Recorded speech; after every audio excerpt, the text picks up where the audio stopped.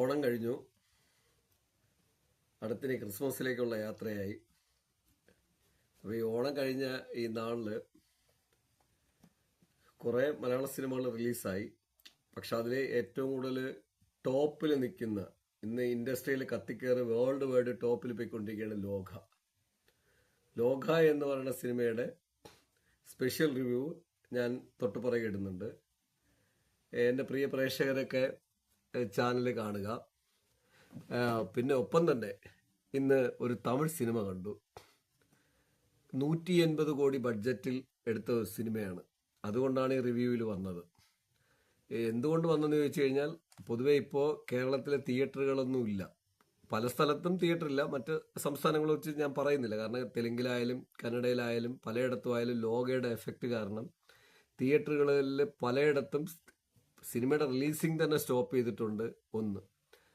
രണ്ടാമത്, ലോകയുടെ കടന്നുകയറ്റം കാരണം നിലവിൽ കളിച്ചുകൊണ്ടിരുന്ന സിനിമകളെ പോലും റിമൂവ് ചെയ്തിട്ടുണ്ട്.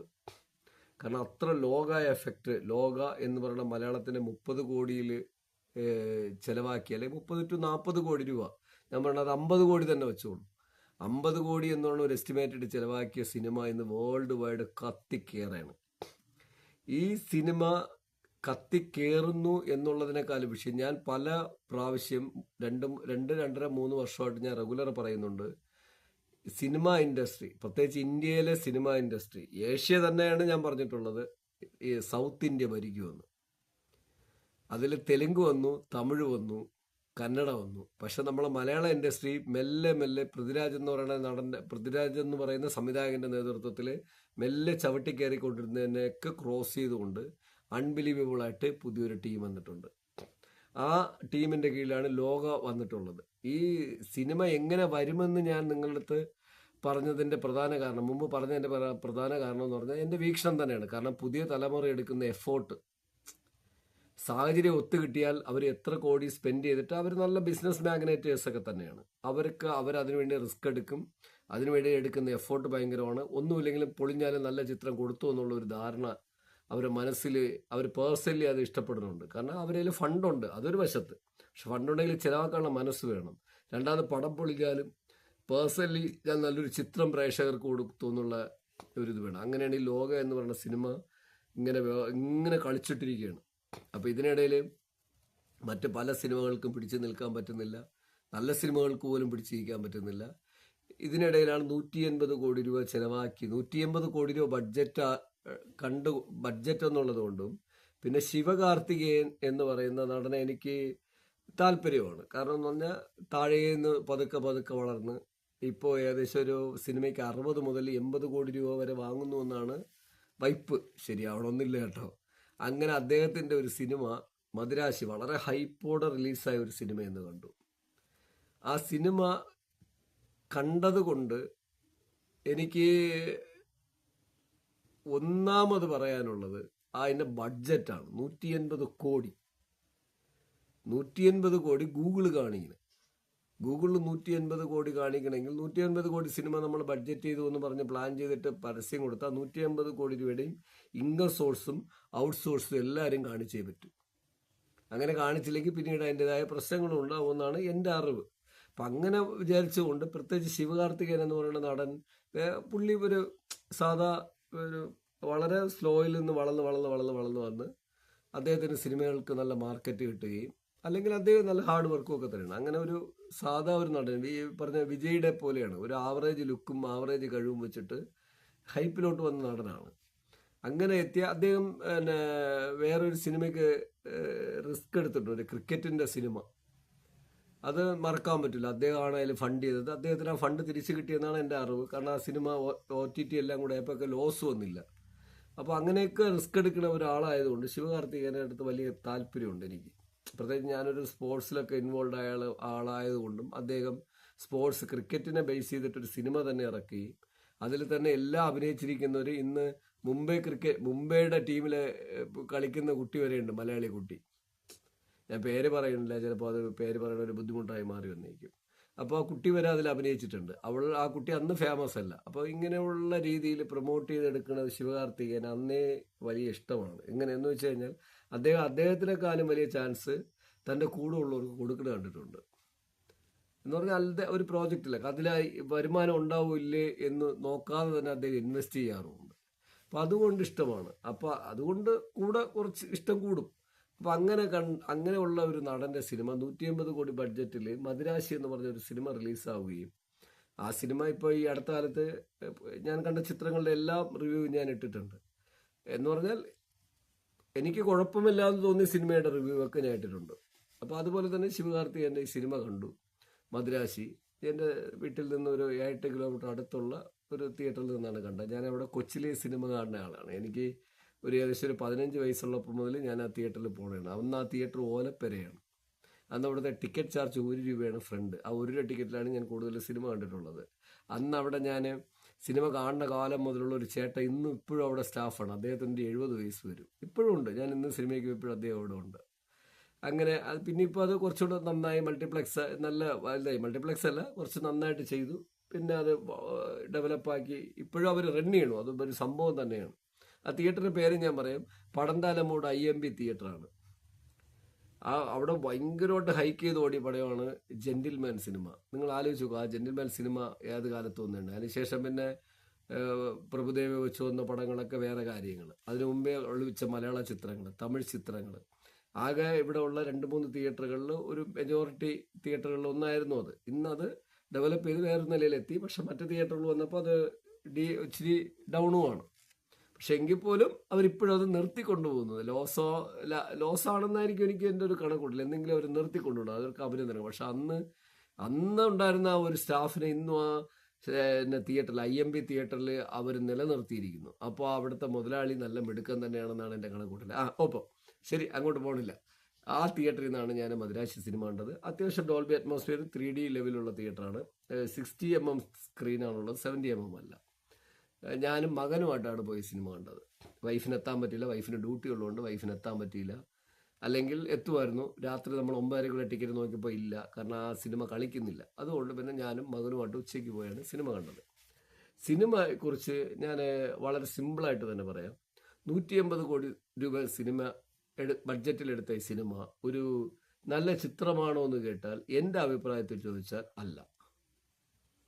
150 കോടി രൂപയാണ് ഈ സിനിമയുടെ ബഡ്ജറ്റ് എങ്കിൽ ഈ സിനിമ അടാർ പരാജയം തന്നെയാണ്. അതൊരു തികഞ്ഞ പരാജയം തന്നെയാണ്. 150 കോടിയല്ല, ഒരു 40 to 50 കോടി ബഡ്ജറ്റിലാണെങ്കിൽ ഈ സിനിമ ബെറ്ററാണ്.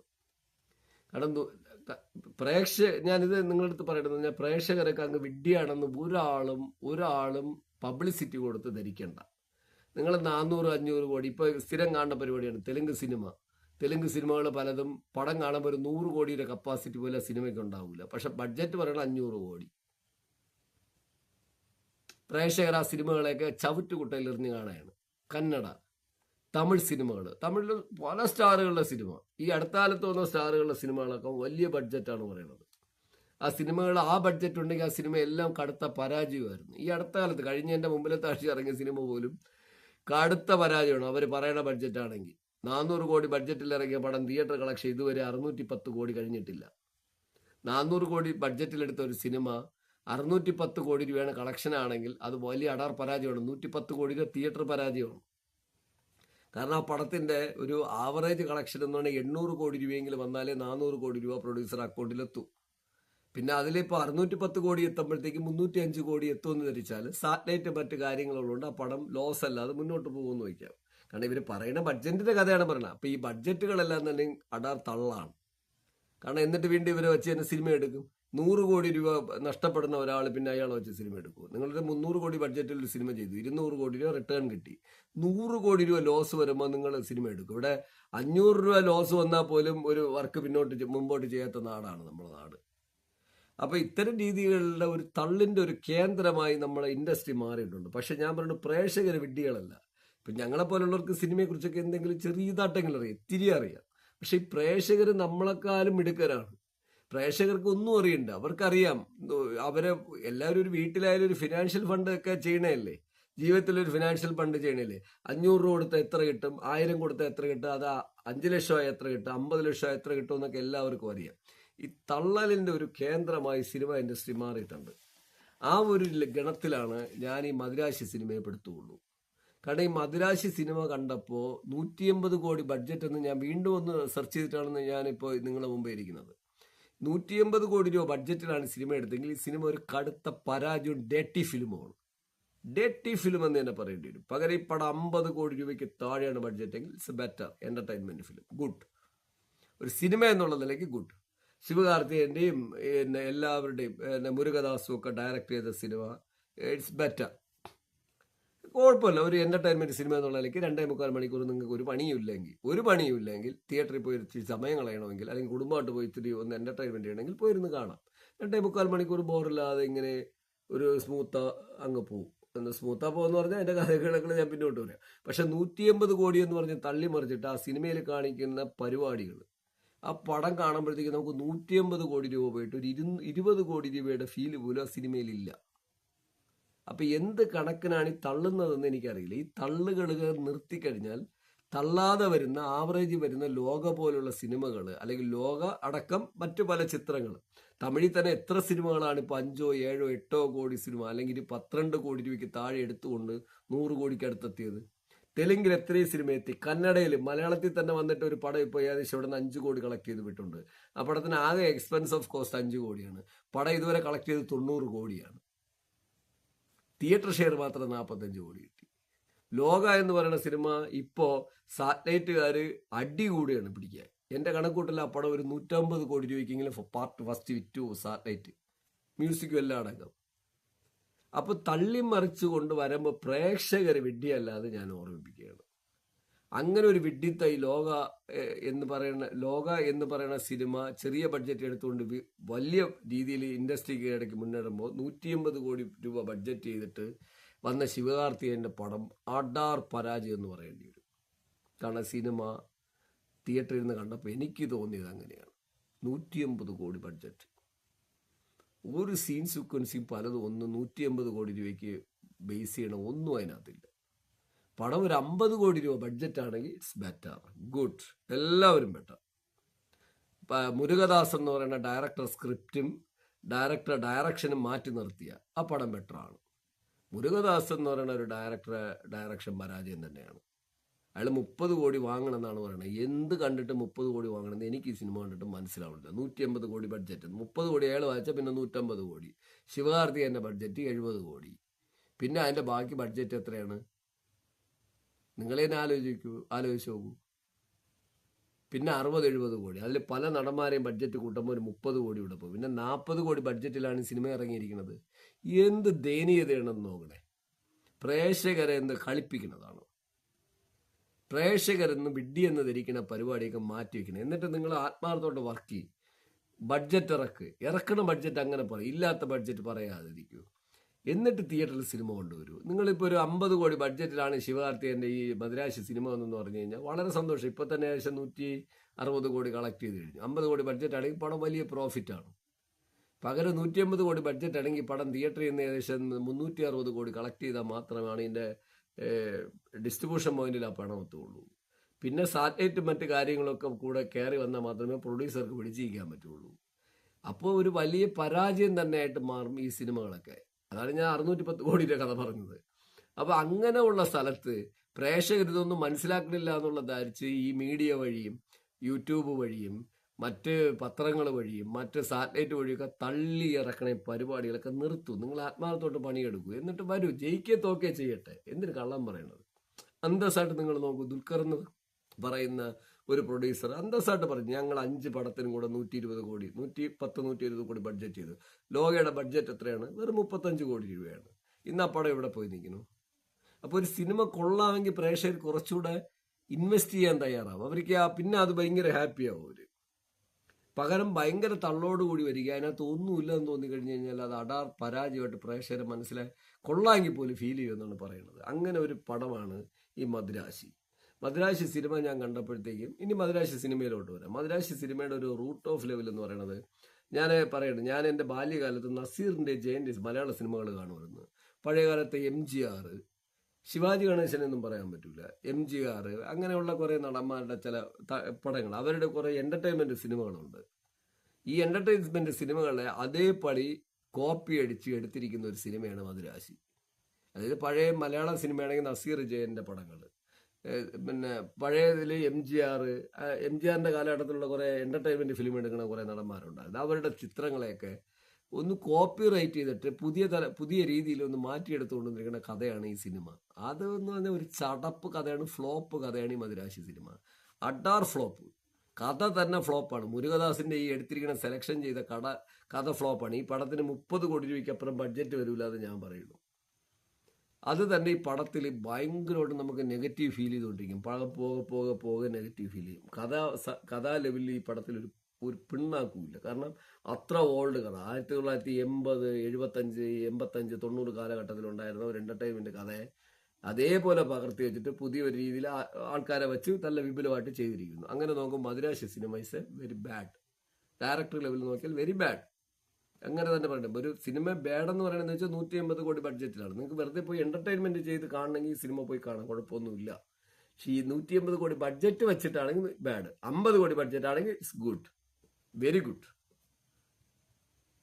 എന്ന് പറയേണ്ടി വരും. അത് ലോക പോലെയുള്ള സിനിമകളിൽ നിന്നിട്ട് കമ്പയർ ചെയ്യാൻ പറ്റില്ല, അത് വേറെ കാര്യം, അത് വിട്ടുകളെ. ഓരോ ഇൻഡസ്ട്രിക്ക് ഓരോതായ കാര്യങ്ങളുണ്ടല്ലോ. ഇങ്ങനെ കണ്ട ഈ സിനിമ കണ്ടു. ഇങ്ങനെ ഈ കഥാരുടെ ലെവല് തന്നെ തുടക്കം മുതൽ അവസാനം വരെ കടുത്ത പരാജയമാണ് സിനിമ. പിന്നെ ഇതിൽ അഭിനയിച്ചിരിക്കുന്ന ആർട്ടിസ്റ്റുകളെല്ലാം നല്ല അഭിനയിച്ചിട്ടുണ്ട്. അവർക്കൊക്കെ നമുക്ക് നല്ല ഗ്രേഡിങ് കൊടുക്കാം, നന്നായിട്ട് ചെയ്തിട്ടുണ്ട്. മുരുകദാസ് എന്ന് പറയുന്ന ആളുടെ കഥയും തിരക്കഥയും എല്ലാം തന്നെ ഇതിനകത്ത് അഡാർ ഫ്ലോപ്പാണ് ഈ പടം മൊത്തം. പിന്നെ ഇതിനകത്ത് ഏറ്റവും വലിയ ഫ്ലോപ്പ്, അതിനേക്കാളും വലിയ ഫ്ലോപ്പാണ് ഇതിന്റെ ആർട്ട് ഡയറക്ഷൻ. ഈ പടത്തിന് ഒരു പൈസ ഇറക്കിയിട്ടില്ല എന്നുള്ള അതിന്റെ ആർട്ട് ഡയറക്ഷൻ കണ്ടാൽ മനസ്സിലാവും.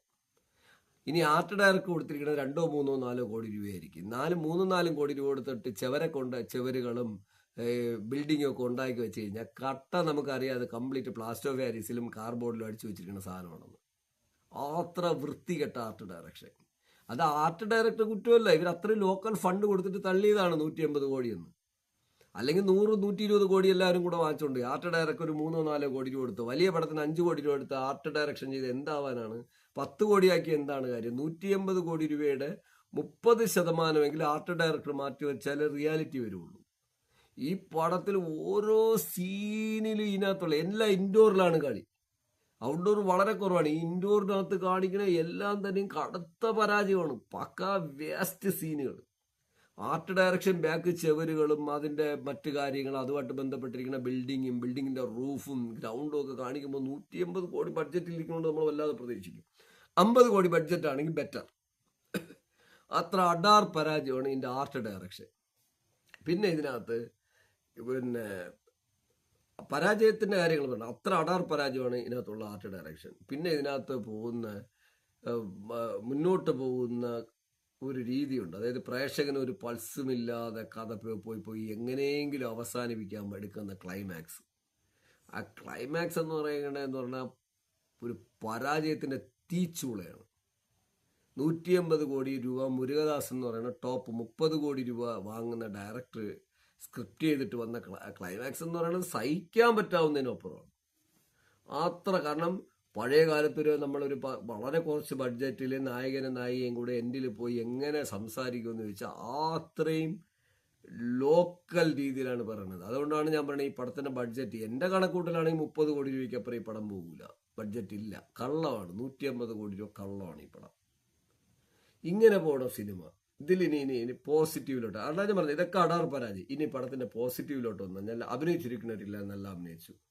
പിന്നെ അനിരുദ്ധിന്റെ സംഗീതം മോശമല്ല, പാട്ടുകളൊക്കെ കൊള്ളാം. പിന്നെ ജയിലർ ഇടയ്ക്കിടയ്ക്ക് കയറി വരുന്നുണ്ട്, ജയിലറിന്റെ മ്യൂസിക് ഇടയ്ക്ക് കയറി വരുന്നുണ്ട്. അത് അനിരുദ്ധിന്റെ കുറ്റമൊന്നുമല്ല. കണക്കിലധികം സിനിമ ചെയ്യണ അനിരുദ്ധ്, കോടിക്കണക്കിന് രൂപ വാങ്ങണ അനിരുദ്ധിന് ചിലപ്പോൾ ഇതൊക്കെ സംഭവിക്കാം. അതൊരു കുറ്റമല്ല. പക്ഷെ പാട്ടുകളൊക്കെ കൊള്ളാം കേട്ടോ. പാട്ടുകളൊക്കെ അനിരുദ്ധ് നന്നായി ചെയ്തിട്ടുണ്ട്. BGM ഒക്കെ മോശമാണ്. ഒരു പടവും ഇങ്ങനെ ലാഗ് ഉള്ളതുകൊണ്ട്, ലാഗ് എന്ന് പറഞ്ഞാൽ ഇങ്ങനെ വലിയ ബഡ്ജറ്റ് പറഞ്ഞിട്ട് ഇങ്ങനെ സ്ക്രീൻ ഫ്രീക്വൻസി നമ്മളെ കൊണ്ട് കാണിക്കുമ്പോഴത്തേക്കും അനിരുദ്ധ അതുപോലെ സംഗീതം ചെയ്ത് താഴോട്ട് ഇറക്കുന്ന രീതിയൊക്കെ അത് അനിരുദ്ധിന്റെ കുറ്റമൊന്നും അല്ല. സീനിനനുസരിച്ച് അനിരുദ്ധ് പ്രിപ്പയർ ചെയ്യണ കുഴപ്പമാണ്. ഇതിനകത്ത് ജയിലറൊക്കെ കയറി വരുമ്പോഴാണ് ഒരു സങ്കടം തോന്നുന്നത്. ജയിലറൊക്കെ അങ്ങ് നന്നായിട്ട് കയറി നിൽപ്പുണ്ട് പല സീനിലും, പലതും കയറി നിൽപ്പുണ്ട്. കാരണം ഞാൻ പറഞ്ഞത് പ്രേക്ഷകർ അത്ര മോശമാണെന്ന് നിങ്ങൾ ആരും കരുതണ്ട. 150 രൂപ കൊടുത്ത് നിങ്ങൾ കാരണം പടം കാണണം, അതൊക്കെ വേറെ കാര്യം. പ്രേക്ഷകർ ഒരിക്കലും നിങ്ങൾ മിസ്അണ്ടർസ്റ്റാൻഡിങ് ഉണ്ട്. പ്രേക്ഷകരാണ് സിനിമയുടെ വിജയം. അവരുണ്ടെങ്കിൽ സാറ്റലൈറ്റും ഉള്ളൂ, എല്ലാം ഉള്ളൂ. നല്ല പ്രേക്ഷകർ ധാരാളം കണ്ട ലോകം ഇപ്പോൾ കയറണില്ലേ? 5 കോടി രൂപ ഇറക്കിയ തെലുങ്ക് സിനിമ കയറണില്ലേ? കന്നഡ സിനിമക്കാരനില്ലേ കുറച്ച് ബഡ്ജറ്റ് ഇറക്കണം. അപ്പോൾ ഇവരൊക്കെ കാരണം എങ്ങനെയാണ്, പ്രേക്ഷകർ അത് അക്സെപ്റ്റ് ചെയ്യുമ്പോൾ മാർക്കറ്റ് വാല്യൂ കൂടും, കൂടുതൽ വ്യൂവേഴ്സ് വരണം. അപ്പോൾ അതനുസരിച്ച് സാറ്റലൈറ്റുകാർ കൂടുതൽ പേയ്മെന്റ് കൊടുക്കാൻ തയ്യാറാവും.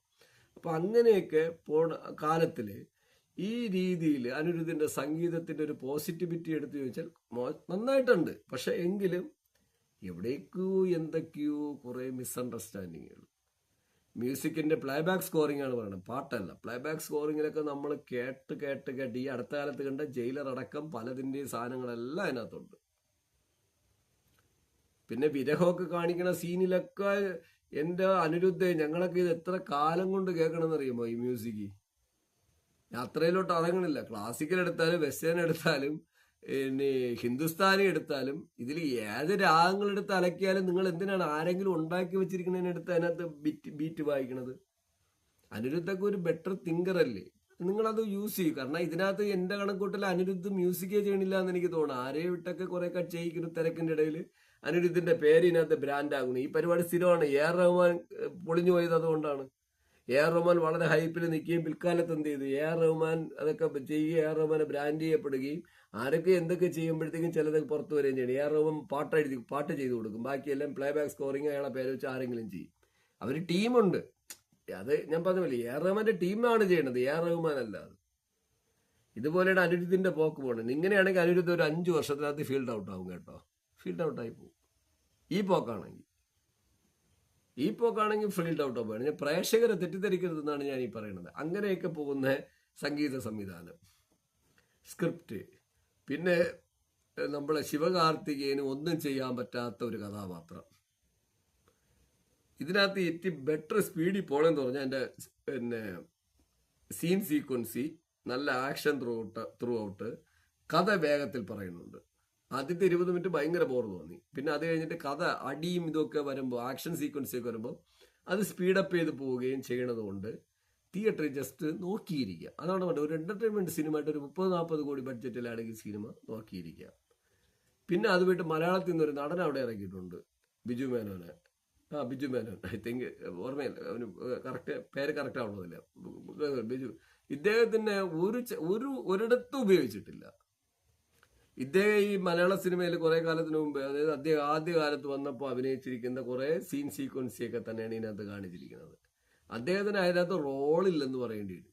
കാരണം ഒരു സ്പെഷ്യൽ സീക്രട്ട് ഏജൻസിയുടെ ഇന്ത്യയുടെ ഒരു റോള് കൊടുക്കുമ്പോഴത്തേക്കും അദ്ദേഹത്തിന് അഭിനയിക്കാനുള്ള ഒരു സാധ്യതയും കണ്ടിട്ടില്ല. ശിവകാർത്തികേയനും കൊടുത്തിട്ടില്ല. അതൊക്കെ ഡയറക്ടർ പാളിച്ചയാണ്, പാളിപ്പോ. ശിവകാർത്തികേയൻ എന്നുള്ള ഒരു നടനെ വെച്ചിട്ട് ഇത്രയും ഒരു ഹൈപ്പിലൊരു സിനിമ നിങ്ങൾ അനൗൺസ്മെന്റ് ചെയ്തിട്ട് പുറത്തു വിട്ടിട്ട് അദ്ദേഹം അവരെ ഉപയോഗിച്ചില്ല എന്നാണ് ഞാൻ പറയുന്നത്. സ്ക്രിപ്റ്റിൽ ഇവർക്ക് അഭിനയിക്കാനുള്ള ഒരു ചാൻസ് കൊടുത്തിട്ടില്ല. അതാണ് അതിനകത്ത് ത്രില്ലില്ല. ലോക്കൽ കഥ, പഴയ കാലത്തെ കഥ കട്ടെടുത്തിട്ട് ചെയ്താൽ ഇങ്ങനെ ഇരിക്കും. അതുപോലെ തന്നെ ബിജു മേനോനും ഇല്ല. വില്ലന്മാരൊക്കെ വരുമ്പോഴത്തേക്കും നമ്മുടെ വീഡിയോ ഗെയിം കാണുന്ന ഒരു ഓർമ്മയാണ് പറഞ്ഞത്. വീഡിയോ ഗെയിം ഇപ്പൊ ചെയ്യണ എങ്ങനെയാണ്, കുട്ടികളെല്ലാം എപ്പോഴും സൗകര്യം കണ്ടില്ല വീഡിയോ ഗെയിം കളിക്കും. ഈ വീഡിയോ ഗെയിം കാണും പോലെയാണ് ആഫ്റ്റർ ഇന്റർവെൽ ഈ സിനിമയെ എനിക്ക് കാണാൻ പറ്റിയത്. അതൊരു സിനിമയായിട്ട് എനിക്ക് ഫീൽ ചെയ്തില്ല. ഇങ്ങനെ ടോട്ടാലിറ്റിയിൽ ഈ ഒരു പടം ഇത്രയും ബഡ്ജറ്റ് ആണെങ്കിൽ ബോറാണ്. അല്ല, ഒരു 50 കോടിക്ക് രൂപ താഴെയാണെങ്കിൽ ബെറ്റർ. അല്ല, പോയിരുന്നു 1.5 മണിക്കൂർ നമുക്ക് സങ്കടമൊന്നുമില്ല. ഒരു പടം കൂടെ, ഒരു സിനിമ, ഒരു ടിക്കറ്റ് എടുത്തിട്ട് പടം കാണാം. ഈ രീതിയിലൊക്കെ കണ്ടുവേണം എൻ്റെ പ്രേക്ഷകർ തിയേറ്ററിൽ മദിരാശി സിനിമയ്ക്ക് പോകാൻ. കാരണം മദിരാശി സിനിമ എന്ന് പറയുന്നത് 150 കോടി ബഡ്ജറ്റിൽ ചെയ്തിട്ടുള്ള ഒരു പടമാണെങ്കിൽ അത് മോശമാണ്. പടം 50 കോടിക്ക് താഴെയാണെങ്കിൽ മോശമല്ല. നമ്മൾ എല്ലാ സിനിമകൾ കാണും പോലെ ഒരു 2.5-2.25 മണിക്കൂർ നമുക്ക് തിയേറ്ററിൽ ഫാമിലി ആയിട്ടോ അല്ലാതെയൊക്കെ ഇരുന്നിട്ട് ജസ്റ്റ് ഓക്കെ എന്റർടൈൻമെന്റ് കണ്ടിട്ട് ഒരു സിനിമ കണ്ടു. അതിലൊരു ഫാമിലി ലവ് ആൻഡ് ചെറിയ ലൈറ്റ് ഫാമിലി ഫീലപ്പ് ഒക്കെ കാണിക്കുന്നുണ്ട്. അതും കണ്ടിട്ട് ഒരു സിനിമ, അത്രയേ ഉള്ളൂ. അത് കണ്ടിട്ട് നിങ്ങൾക്ക് തിയേറ്ററിൽ നിന്ന് ഇറങ്ങി വരാം. അല്ലാത്ത രീതിയിൽ ഈ പടം എടുത്തു കഴിഞ്ഞാൽ മുരുകദാസ് എന്ന് പറയുന്ന ഡയറക്ടർ, ഞാൻ പറയണില്ലേ, ഞാനത് പറയാൻ ആളില്ല. മുരുകദാസ് ഓൾറെഡി പല സിനിമകളും ചെയ്ത് വിജയിച്ച് 30 കോടി രൂപ അയാൾ ഒരു സിനിമയ്ക്ക് വാങ്ങണമെങ്കിൽ അദ്ദേഹത്തിന്റെ റേറ്ററെ, അദ്ദേഹത്തെ അളക്കാനോ പറയാനോ ഞാൻ ആളുമല്ല. ഈ സിനിമ വെച്ച് നോക്കിക്കഴിഞ്ഞാൽ ഈ സിനിമയിൽ മുരുകദാസ് എന്ന് പറയുന്ന ഡയറക്ടർ ഒരു അടാർ പരാജയം, ഭയങ്കര ഫ്ലോപ്പാണ്. ഈ ബഡ്ജറ്റിൽ 150 കോടി ബഡ്ജറ്റിലാണെങ്കിൽ മോശം സ്ക്രിപ്റ്റിംഗ്, മോശം സ്റ്റോറി മോശമായപ്പോൾ സ്ക്രിപ്റ്റിംഗ് മോശമായി. ആധുനികപരമായ ഒരു രീതിയായിട്ടൊരു ബന്ധമില്ല. ആകെ ഇതിനകത്തൊരു നേട്ടമുള്ളത് സയൻസുമായിട്ട് ബന്ധപ്പെടുത്തിയാണ് കാണിക്കുന്നത്. ഇപ്പോൾ ഉള്ള എല്ലാ ചിത്രങ്ങളും ഈ അന്ധവിശ്വാസങ്ങളൊക്കെ കുറെ കുറച്ചിട്ടുണ്ട്. പലരും സയൻസുമായിട്ട് ബന്ധപ്പെടുത്തിയാണ് കഥ സൈക്കോളജിക്കൽ ലെവലിൽ നായകനെ കാണിക്കുന്നത്, അല്ലെങ്കിൽ ആരെങ്കിലും അതുമായിട്ട് ബന്ധപ്പെട്ടായിരിക്കും ചുറ്റുവട്ടത്തിൽ ഈ കഥ പോണത്. പക്ഷെ ആ സയൻസിനെ കുറിച്ചൊരു അടിസ്ഥാനപരമായിട്ട് നല്ല നോളജ് ഇല്ലാത്തതുകൊണ്ട് ഇവർ സ്ക്രിപ്റ്റ് ചെയ്ത് വരുമ്പോഴെപ്പോഴും ലോക്കലിൽ ചന്ത അടിയിൽ വരും അവസാനം.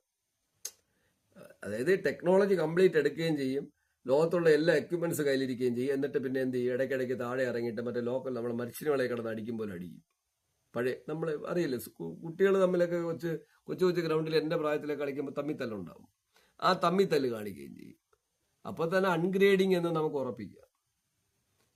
അതാണ് പറഞ്ഞത്, ഞാൻ പറഞ്ഞില്ലേ. അപ്പോൾ സയൻസോട്ട് ക്രോഡീകരിക്കുന്നുള്ളത് വലിയ സന്തോഷം. പക്ഷെ ചിത്രം പിന്നെ അത് അപ്ഗ്രേഡ് ചെയ്യപ്പെടുന്നില്ല. പ്രേക്ഷകർ അങ്ങനെ കാണില്ലെന്നാണ് ഞാൻ പറയുന്നത്. നിങ്ങൾ എന്താണ് ചെയ്യാൻ ഉദ്ദേശിക്കുന്നത് അത് ടോപ്പിലോട്ട് പോകും. അതിന്റെ ഒരു അടിസ്ഥാനമാണ് ലോക സിനിമയുടെ വിജയം. നിങ്ങൾ എവിടെ ലിങ്ക് ചെയ്തെടുത്ത് എടുത്താൽ എന്ത് വേണോ പഴയ കാലത്ത് ഇറങ്ങി ലിങ്ക് ചെയ്യും. പക്ഷെ ലിങ്ക് ചെയ്തെടുത്തിട്ട് ടോപ്പിലോട്ട് പോകണം. പകരം നിങ്ങൾ എന്ത് ചെയ്യണം, വന്നെത്തുന്നത് പഴയ പിന്നെ പറയുന്ന ലോക്കൽ തറ റേറ്റിൽ കപ്പ പ്ലോട്ടിലാണെങ്കിൽ മരിച്ചിരി വിളയിലാണെങ്കിൽ ഒരു രക്ഷയില്ല. അങ്ങനെ ഓരോ പടങ്ങളൊക്കെ തന്നെയും അടിയൊക്കെ ഉണ്ട്. ഇതൊക്കെ ആയിട്ട് പിള്ളേർ കണ്ടുകൊണ്ടിരിക്കും, കുറച്ച് നോക്കിക്കൊണ്ടിരിക്കും. പടത്തിനെ കുറിച്ചൊരു അഭിപ്രായം പറയാൻ പറഞ്ഞു കഴിഞ്ഞാൽ വലിയ ബഡ്ജറ്റൊക്കെ ഇങ്ങനെയൊക്കെ തള്ളി ഇറക്കിയിട്ട് 150 കോടി എന്നൊക്കെ ഗൂഗിളിലൊക്കെ കൊടുത്തിട്ടൊക്കെ വന്നു കഴിഞ്ഞാൽ തികഞ്ഞ 150 കോടി രൂപയെന്ന് പറയുന്നത് ചില്ലറ കാര്യമാണോ? അത്തരം രീതിയിലൊക്കെ ഒരു പടം ഇറക്കി ഇൻവെസ്റ്റ് ചെയ്തെടുത്തു കഴിഞ്ഞാൽ അതൊക്കെ എങ്ങനെ ഇരിക്കും എന്നൊക്കെ എല്ലാവർക്കും അറിയാം. അങ്ങനെയൊന്നും ആരെയും മോശമായിട്ട് കണ്ട ആ രീതിയിലൊക്കെ പറയുമ്പോഴാണ് ബുദ്ധിമുട്ട്. അങ്ങനെ നോക്കുമ്പോൾ ഈ പടം എന്ന് പറയുന്നത് 10ൽ എത്ര മാർക്ക് കൊടുക്കാമെന്ന് ചോദിച്ചാൽ 150 കോടി ബഡ്ജറ്റ് ആണെങ്കിൽ ഈ പടത്തിന് ഞാൻ 10ൽ 4 മാർക്ക് കൊടുക്കും. 50 കോടി ബഡ്ജറ്റ് ആണെങ്കിൽ പടത്തിന് ഞാൻ 10ൽ 6 മാർക്ക് കൊടുക്കും. 30 കോടി ബഡ്ജറ്റ് ആണെങ്കിൽ പടത്തിന് 10ൽ 8 കൊടുക്കുക. 30 കോടി ബഡ്ജറ്റ് ആണെങ്കിൽ എങ്കിൽ അവിടെ ആർട്ട് ഡയറക്ഷനും മോശമില്ല, മറ്റൊന്നും മോശമില്ല. അങ്ങനെ അല്ലെങ്കിൽ ഈ സിനിമയെ കുറിച്ച് എനിക്ക് വളരെ പോസിറ്റീവ് അഭിപ്രായം ഒന്നും പറയില്ല. പ്രിയ പ്രേക്ഷകരെ, തിയേറ്ററിൽ നിങ്ങൾ ഈ സിനിമ കാണാൻ പോകുന്നുവെങ്കിൽ സാധാരണ ഒരു കുട്ടി സിനിമ ജസ്റ്റ് ഒന്ന് നിങ്ങൾക്ക് തിയേറ്ററിൽ ഫാമിലി ആയിട്ടോ കൂട്ടുകാരോടാട്ടോ അങ്ങനെയൊക്കെ നോക്കിക്കൊണ്ടിരുന്നിട്ട് ഒരു ടൈം പാസ് 2 മണിക്കൂറും 36 മിനിറ്റും ടൈം പാസ് ചെയ്യാൻ കരുതി പോകുന്നുവെങ്കിൽ നിങ്ങൾ ഈ പടത്തിന് പോവുക. എങ്കിലും ഓക്കെ. പകരം ഈ ഇപ്പോൾ 150 കോടി രൂപയുടെ ബഡ്ജറ്റും ഒക്കെ പ്രതീക്ഷിച്ച് ഒരു വലിയ ക്യാൻവാസിലൊരു പടമാണ് കാണാൻ പോകണമെങ്കിൽ നിങ്ങൾ പോണ്ട. ഈ സിനിമ ഒരു പരാജയമാണ്. അങ്ങനെയാണെങ്കിൽ ഇങ്ങനെ തന്നെയാണ് പല ചിത്രങ്ങളെ കുറിച്ച് പറയുന്നത്. അപ്പോൾ നിങ്ങൾ ശ്രദ്ധിക്കുക. ഞാനീ കണ്ടു, ഞാനും എൻ്റെ മകനുമായിട്ടാണ് പോയി കണ്ടത്. അത് ഞാൻ നിങ്ങളുടെ അടുത്ത് ഷെയർ ചെയ്തു. നിങ്ങൾക്ക് ഇഷ്ടപ്പെട്ടാലും ഇഷ്ടപ്പെട്ടില്ലെങ്കിലും, ഇഷ്ടപ്പെട്ടാൽ നിങ്ങളത് മനസ്സിലാക്കും, മുന്നോട്ട് പോകും. ഇഷ്ടപ്പെട്ടില്ലെങ്കിൽ അതിൻ്റെ നെഗറ്റീവും നിങ്ങൾ മനസ്സിലാക്കും, നിങ്ങൾ തന്നെ മുന്നോട്ട് പോകും. കാരണം ഇഷ്ടപ്പെട്ടില്ലെങ്കിലും നിങ്ങളത് മനസ്സിലാക്കുന്നു, കുറെ കൂടെ നന്നായിട്ട് ഞാൻ പറഞ്ഞാൽ മനസ്സിലാക്കുന്നു. ഇഷ്ടപ്പെടുന്നുവെങ്കിൽ ഞാൻ പറഞ്ഞത് നിങ്ങൾ എന്നെക്കാളും അഡ്വാൻസ് ആയിട്ട് മുമ്പേ ചിന്തിച്ചു. അതാണ് എൻ്റെ സത്യം. ഇഷ്ടപ്പെടുന്നവരൊക്കെ ഞാൻ ചിന്തിക്കുന്നതിന് മുമ്പേ ഇത് അഡ്വാൻസ് ആയിട്ട് ചിന്തിക്കൂ. ഇഷ്ടപ്പെടാത്തവരൊക്കെയും കുറച്ചുകൂടെ അഗ്രഗണ്യരാണ്. അവർ കുറച്ചുകൂടെയും നോളജഡ് ആയിരിക്കും. അപ്പോൾ അതുകൊണ്ടായിരിക്കും ഞാൻ പറയുന്നത് ഇഷ്ടപ്പെടാതിരിക്കുക. അപ്പോൾ എന്ത് തന്നെ ആയാലും നിങ്ങളത് മനസ്സിലാക്കി മുന്നോട്ട് പോകും. അപ്പോൾ തിയേറ്ററിൽ ഈ സിനിമ 150 കോടി ബഡ്ജറ്റ് കണ്ട് എൻ്റെ ഒരു പ്രേക്ഷകരും തിയേറ്ററിൽ പോയി ടിക്കറ്റ് എടുക്കണ്ട. ഒരു 30 കോടി രൂപ ബഡ്ജറ്റ് എന്നുള്ള കണക്കിന് പ്ലാൻ ചെയ്ത്, അല്ലെങ്കിൽ ഒരു 50 കോടി ഇട്ടുള്ളൂ, 50 കോടി രൂപ ബഡ്ജറ്റ് എന്നുള്ള പ്ലാൻ കണക്കിന് തിയേറ്ററിൽ പോയി സിനിമ കാണണമെങ്കിൽ നിങ്ങൾക്ക് മദിരാശി പോയി കാണാം. മോശമല്ലാത്ത 2 മണിക്കൂർ 36 മിനിറ്റുള്ള സിനിമ ജസ്റ്റ് ഒന്ന് വൺ ടൈം വാച്ച് ആയിട്ട് കാണുക. ഒപ്പം ഞാൻ പറയുന്നു, ഞാൻ ലോക സിനിമ 300 കോടി രൂപ ബഡ്ജറ്റിൻ്റെ റിവ്യൂ ചെയ്യുന്നുണ്ട്. ഞാനിത് ചെയ്യുന്നുണ്ടെന്ന് ചോദിച്ചു കഴിഞ്ഞാൽ ഞാൻ സൗത്ത് ഇൻഡസ്ട്രിയെ കളിയാക്കിയ മലയാളത്തിലെ കുറേ യൂട്യൂബ് ബ്ലോഗേഴ്സൊക്കെ എത്ര പ്രാവശ്യം എത്ര സിനിമകളെ ഡീഗ്രോത്ത് ചെയ്തു, അറിഞ്ഞുകൊണ്ടോ അറിയാതെ ആവട്ടെ. പക്ഷെ അപ്പോഴൊക്കെ ഞാൻ അതിനെ എതിർത്ത ആളാണ്. ഞാൻ പറഞ്ഞു അതല്ല, ഇൻഡസ്ട്രി മാറും, സൗത്ത് ഇൻഡസ്ട്രി ലോകം ഭരിക്കും, സൗത്ത് ഇൻഡസ്ട്രി ഇന്ത്യ ഭരിക്കും, അത് വേൾഡ് വൈഡിലോട്ട് മെല്ലെ മെല്ലെ മാറും, മെല്ലെ മെല്ലെ ഹോളിവുഡിൻ്റെ ഒരു ചെറിയ അനക്കിലോട്ട് പോകും, കാലാന്തരങ്ങളുടെ ടോപ്പിലോട്ട് നമ്മൾ ഇൻഡസ്ട്രി പോകും. അപ്പോഴൊക്കെ ഇവിടെ നമ്മളെ പല ചിത്രങ്ങളെ തെലുങ്കും കന്നഡയും സിനിമകളെയൊക്കെ തള്ളിപ്പറഞ്ഞവരൊക്കെ ഞെട്ടിക്കൊണ്ട് 1000 കോടി ക്ലബിലൊക്കെ ആ സിനിമ എത്തിയിട്ടുണ്ട്. ലോക കണ്ട് ഞാൻ രണ്ടാമത്തെ ദിവസം ഞാൻ എൻ്റെ കുടുംബമായിട്ട് കണ്ടിട്ട് ഇറങ്ങിയിട്ട് ഞാൻ ഇത് തന്നെയാണ് നിങ്ങളടുത്ത് പറഞ്ഞത്. ലോക സിനിമ മലയാളത്തിൻ്റെ മുത്താണ്. മുത്തെന്നല്ല, മുത്തിൻ്റെ പുറത്ത് മുത്ത് തന്നെയാണ്. ഞാൻ പറഞ്ഞത് തുടരുക തന്നെയാണ്. ഞാൻ അപ്പോഴും പറഞ്ഞു ലോക സിനിമ ഏത് രീതിയിൽ ഇത് മാറുന്നു. 30 കോടി ബഡ്ജറ്റിൽ നമുക്ക് പ്രെഡിക്റ്റ് ചെയ്യാൻ പറ്റാത്ത അളവിൽ വിഷ്വലൈസേഷൻ, അൺബിലീവബിളായിട്ട് പണിയെടുത്തിരിക്കുന്ന ഹാർഡ് വർക്ക് ചെയ്തില്ല. അതിൻ്റെ സ്ക്രിപ്റ്റ്, അതിൻ്റെ direction, camera, art work, music direction, ഇനി എന്തുണ്ട് അതിനകത്തുള്ള കോസ്റ്റ്യൂം ഡിസൈനിങ്, എടുത്തെടുത്ത് പറയാൻ കരുതി അതിനകത്ത് ലൈറ്റിങ് അങ്ങനെ എന്തൊക്കെ എടുത്താൽ അതിനകത്തൊരു നെഗറ്റീവ് പറയാത്ത രീതിയിൽ ഈ ബഡ്ജറ്റിലോട്ട് അവരൊക്കെ കയറിക്കൊണ്ട് ഇരിക്കുകയാണ്. അത് ഉണ്ടാകുമെന്ന് ഞാൻ പറഞ്ഞതുമാണ്. ഞാൻ ഈ സിനിമ കണ്ടപ്പോൾ എൻ്റെ ബ്ലോഗിൽ ഇതിൽ തന്നെ കിടപ്പുണ്ട്. ലോക സിനിമയുടെ ഏകദേശം ഒരു 550 പേര് കണ്ടിട്ടുണ്ട് ഇപ്പോൾ ഇതുവരെ. ഏകദേശം 45 മിനിറ്റുള്ള ലെങ്തി വീഡിയോ ഉണ്ടെന്ന് നിങ്ങൾക്ക് കാണാനും ബോറടിക്കും. പക്ഷെ ഞാൻ നിങ്ങളുടെ അടുത്ത് പറഞ്ഞു, ഞാൻ പറഞ്ഞത് ഷാർപ്പായിരുന്നു എന്ന് ഞാൻ നിങ്ങളുടെ അടുത്ത് പ്രേക്ഷകരുടെ പറയുന്നത്. ഞാൻ ഷാർപ്പായിരുന്നു എന്ന് പറഞ്ഞാൽ ഞാനതങ്ങനെ പ്രവചിക്കണ അങ്ങനെ കഴിവുള്ള ആളല്ല. പക്ഷെ എനിക്ക് ഇൻഡസ്ട്രി മാറുന്നതിൻ്റെ പൾസ് ഞങ്ങൾ ഇതുമായിട്ട് ബന്ധപ്പെട്ടിരിക്കുന്നുണ്ട്, മനസ്സിലാക്കുന്നുണ്ട്. അതിൽ തന്നെ വുമൻസിന് വരാൻ പോകുന്ന കാര്യങ്ങളൊക്കെ ഞാൻ നിങ്ങളുടെ അടുത്ത് പറഞ്ഞു. ഇനി ഇൻഡസ്ട്രിയിലൊക്കെ പെൺകുട്ടികളുടെ സ്കില്ല് ഭയങ്കരമാണ്, അതിൽ റിസ്ക് എടുക്കുന്ന പെൺകുട്ടികൾ ഇൻഡസ്ട്രിയിൽ വളരെ ഈസി ആയിട്ട് പ്രവർത്തിക്കും എന്നൊക്കെ ഞാൻ പല പ്രാവശ്യം എൻ്റെ പല വീഡിയോകളിലും കൂടെ പറഞ്ഞതാണ്. അപ്പം അത്തരം രീതിയിൽ കണ്ടുകൊണ്ടാണ് ഞാൻ ഈ പറയുന്നത്. അതാണ് ഈ ചിത്രങ്ങളൊക്കെ ലോ ബഡ്ജറ്റിൽ എങ്ങനെ വിൻ ചെയ്യും, എങ്ങനെ സൗത്ത് ഇൻഡസ്ട്രി ഭരിക്കും. കാരണം ബ്രില്യൻ്റായ ടെക്നീഷ്യന്മാർ, ബ്രില്യൻ്റായ ഡയറക്ടേഴ്സ്, ബ്രില്യൻ്റായിട്ട് ചിന്തിക്കുന്ന ചെറുപ്പക്കാർ, ആ ചെറുപ്പക്കാരെ സപ്പോർട്ട് ചെയ്യാൻ ഞങ്ങളെപ്പോലെ കുറച്ച് മധ്യവയസ്സ് പിന്നിട്ട കുറേ ആൾക്കാർ ഈ ലോകത്തുണ്ട്. അതിന് കൈ കൊടുക്കുന്ന കുറേ പ്രൊഡ്യൂസേഴ്സ്, ഇങ്ങനെ ഉള്ള ഒരു ഇൻഡസ്ട്രി വളർന്നുകൊണ്ടിരിക്കുന്ന നാടാണ്. അതൊക്കെ നിങ്ങൾ വീട്ടിലിരുന്ന് പറയുന്ന ഒരു കാര്യങ്ങളും അല്ല ഇവിടെ നടന്നുകൊണ്ടിരിക്കുന്നത്. നിങ്ങൾക്ക് അറിയില്ല പല കാര്യങ്ങളും ഇൻസൈഡ് ഓഫ് ലെവലിൽ അവർ പുറത്തൊന്നും ആരുടെടുത്തും ലിങ്ക് ചെയ്യാനൊന്നും വരില്ല. അവരുടേതായ ലോകത്ത് ജീവിക്കും, പ്രവർത്തിക്കും. എന്നിട്ട് അതൊക്കെ വലിയ ഹൈപ്പിൽ കയറുമ്പോൾ നിങ്ങളെല്ലാവരും കൊണ്ടാടും. അതുവരെ തിരിഞ്ഞേ നോക്കൂല. അതുവരെ എന്ത് പറഞ്ഞാലും തെറ്റുമാണ്. എന്തെങ്കിലും നല്ല കാര്യം പറയണ എല്ലാം തെറ്റാണ്. എന്തെങ്കിലും പറഞ്ഞു കഴിഞ്ഞാൽ അവന് അല്ലെങ്കിൽ അവൾക്ക് എന്തോ കുഴപ്പമുണ്ട്, അല്ലെങ്കിൽ അവൾ ഒരു വർക്കിന് വേണ്ടി പുറത്തു പോയാൽ അവൾക്ക് എന്തോ പ്രശ്നമുണ്ടെന്ന് പറഞ്ഞ് നിങ്ങൾ അടിച്ചൊതുക്കും. പക്ഷെ വിജയിച്ചു നോക്കട്ടെ. അതുകൊണ്ട് അത്ര റിസ്ക് എടുക്കുന്ന ഒരു ജനറേഷനാണ് ഇപ്പോൾ നടന്നുകൊണ്ടിരിക്കുന്നത്. ഇനി അങ്ങോട്ടും അങ്ങനെ ആയിരിക്കും. അവരെയൊക്കെ സപ്പോർട്ട് ചെയ്യാനാണ് ഞങ്ങളെപ്പോലുള്ളവരിക്കുന്നത്. കാരണം ഞങ്ങളെപ്പോലുള്ളവർക്ക് ഒരു കാലത്ത് ആഗ്രഹിച്ചിട്ടോ അല്ലെങ്കിൽ ഞങ്ങളെ ശ്രമിച്ചിട്ടോ കിട്ടാത്തത്. കാരണം അന്നും ഒരു വിഷയമില്ല. ഇപ്പോഴും എല്ലാവർക്കും ഓപ്പർച്യൂണിറ്റി ഉണ്ട്. കിട്ടാത്ത കാര്യങ്ങൾ അവർക്ക് അങ്ങനെ താല്പര്യമുള്ളവർക്ക് സപ്പോർട്ട് ചെയ്ത് കൊടുക്കാൻ ഞങ്ങളെപ്പോലെയുള്ള മധ്യവയസ്കർ ഈ ലോകത്തുണ്ട്. അതുകൊണ്ട് തന്നെ ഞാൻ പറയണേ, സൗത്ത് ഇൻഡസ്ട്രി 1 ലക്ഷം കോടി രൂപ ബിസിനസ് കീപ്പ് ചെയ്യും. അത് താമസിക്കാതെ ഇന്ത്യൻ ഇൻഡസ്ട്രി 1 ലക്ഷം കോടി മുതൽ 2 ലക്ഷം കോടി രൂപയിലോട്ട് വളരും. ആ വളർച്ച നമ്മളിങ്ങനെ കൺകുളിർക്കെ നമുക്ക് കാണാൻ പറ്റും. അത്തരം രീതിയിൽ നമ്മളെ സിനിമകൾ നിർമ്മിച്ചു കൊടുക്കാൻ നമ്മളെ പിള്ളേരുണ്ട്. ആ പിള്ളേർക്കെല്ലാം അഭിനന്ദനങ്ങൾ ഏർപ്പെടുത്തിക്കൊണ്ട് എൻ്റെ പ്രിയ മുരുകദാസെ, മാറിയൊക്കെ ചിന്തിക്കൂ. താങ്കൾക്ക് അത്യാവശ്യം മോശമില്ലാത്ത ഡയറക്ടർ എന്നുള്ള നിലയ്ക്ക് ഞാൻ പറയുകയാണ്, വലിയ ബഡ്ജറ്റിൽ സിനിമ ചെയ്യുമ്പോൾ ഹെവി ലെവലിൽ ചിന്തിക്കൂ, ഹെവി ലെവലിൽ ചെയ്യൂ. ബദ്രാശി സിനിമയെക്കുറിച്ചുള്ള എൻ്റെ റിവ്യൂ നിങ്ങൾക്ക് ഇഷ്ടപ്പെട്ടുവെങ്കിൽ നിങ്ങൾ വീണ്ടും വീണ്ടും എന്നെ കാണൂ, കേൾക്കൂ, അഭിപ്രായം പറയൂ. സൈനിങ് ഓഫ്, നോബക് സോളോ.